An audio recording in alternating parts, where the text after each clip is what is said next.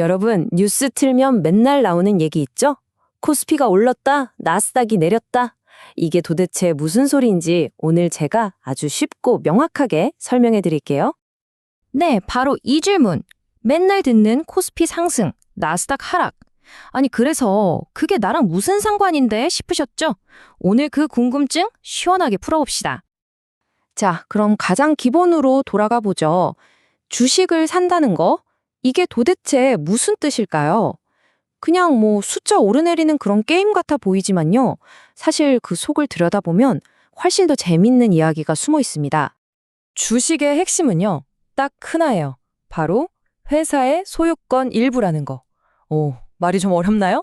아주 쉽게 말해서 여러분이 어떤 회사 주식을 샀다? 그럼 그 순간부터 여러분은 그 회사의 작은 사장님, 그러니까 동업자가 되는 거예요. 네, 맞아요. 주식은 말 그대로 회사의 한 조각이라고 생각하면 제일 쉬워요. 예를 들어서 어떤 회사가 커다란 피자 한 판이라고 생각해 보세요. 우리가 주식을 산다는 건 바로 그 피자의 한 조각을 사는 거랑 똑같은 거죠. 어때요? 정말 간단하죠? 근데 이게 아주 강력한 개념입니다. 자, 그럼 이게 어떻게 돌아가는 구조인지 한번 볼까요? 회사가 뭐 더 큰 공장을 짓거나 아니면 엄청난 신제품을 개발하려면 돈이 필요하잖아요? 그럴 때 회사를 아주 잘게 쪼개서 이게 우리 회사 조각입니다 하면서 주식이란 이름으로 파는 거예요. 그럼 우리가 그 주식을 사주잖아요. 그럼 회사는 그 돈으로 더 열심히 사업을 하고 우리는 그 회사의 주인이 됐으니까 회사가 성공하면 그 이익을 함께 나눠 갖는 거죠. 실제 예를 들어 볼까요? 만약에 여러분이 삼성전자 주식을 딱 한 주만 샀다고 쳐봐요. 그러면 여러분은 전 세계에 스마트폰 팔고 반도체 파는 그 어마어마한 회사에 아주 작지만 엄연한 주인이 되는 겁니다.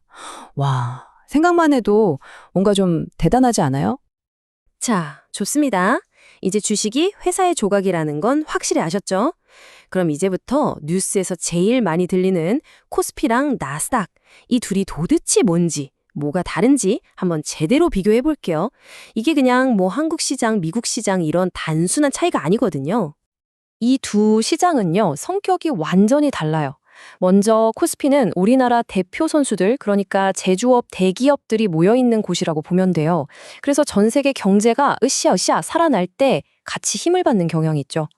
반면에 나스닥은요, 세상을 바꿀 만한 아이디어를 가진 미국의 기술 기업들, 혁신 기업들이 모인 곳이에요.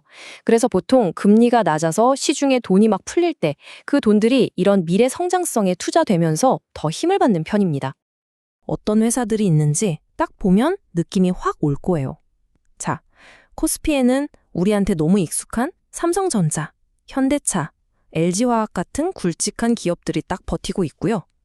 나스닥 쪽을 보면요. 와, 아이폰의 애플, 요즘 정말 핫한 AI 칩의 엔비디아, 그리고 마이크로소프트까지 진짜 이름만 들어도 막 가슴이 뛰는 그런 기술 기업들이 모여 있죠.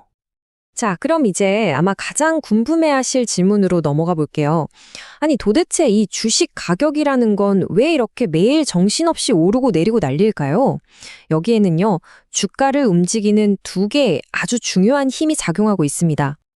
주가의 움직임을 딱 한 문장으로 정리하면 이겁니다.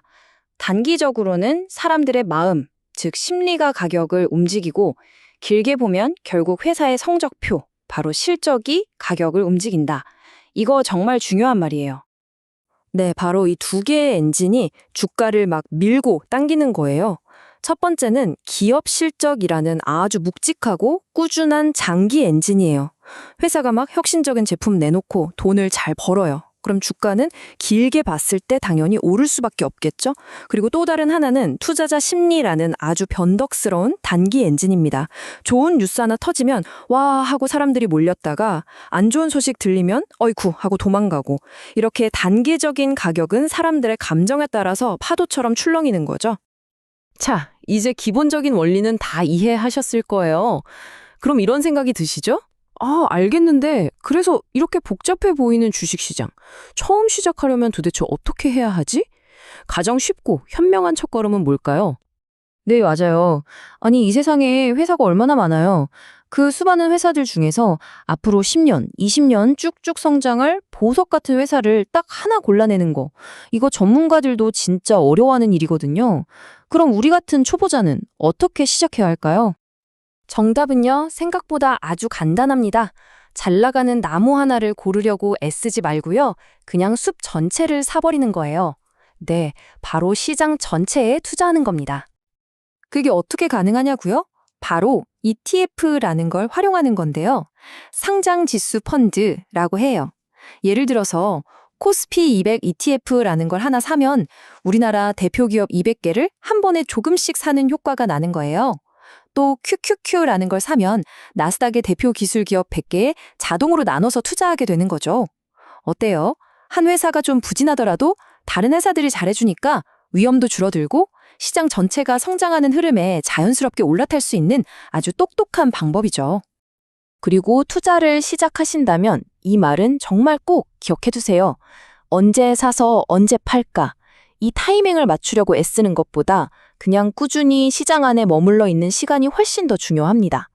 단기적으로 좀 출렁거려도 너무 기뻐하거나 슬퍼하지 않고 길게 보는 눈이 필요하다는 거죠. 자, 오늘 우리는 주식이란 게 뭔지, 그리고 코스피와 나스닥 시장이 어떻게 돌아가는지 그 기본 원리를 함께 알아봤습니다. 결국 제일 중요한 건 뭐였죠? 맞아요. 장기적인 실적이었죠. 그럼 마지막으로 이런 질문이 남네요. 알겠다. 그럼 그 장기적으로 실적이 좋을 진짜 좋은 기업은 대체 어떻게 찾는 건데? 바로 그 방법에 대한 이야기는 다음 시간에 이어서 더 재미있게 풀어드리겠습니다.